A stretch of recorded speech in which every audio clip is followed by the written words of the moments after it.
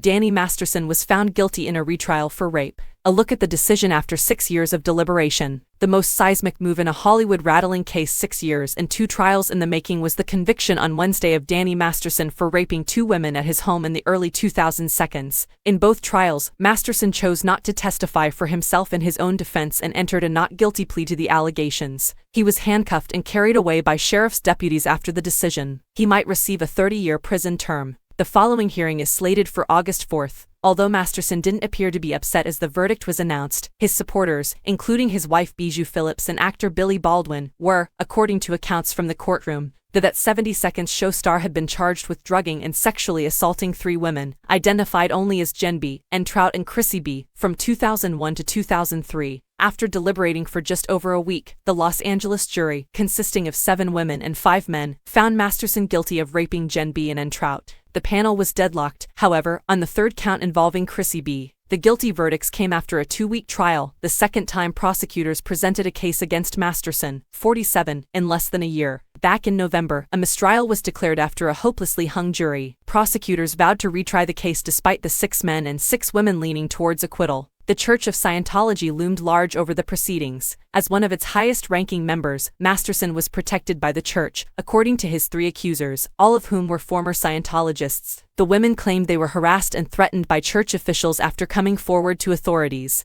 The ladies were permitted to talk about how their fear of Scientology affected whether or not they reported the alleged attacks to police during the second trial. Officials from the church disputed the charges and wrote a lengthy response to the verdict in which they asserted that bringing religion into the case had been against the First Amendment. Lee Remine, who quit Scientology 10 years ago and is now one of its most vocal opponents, referred to the decision as a relief.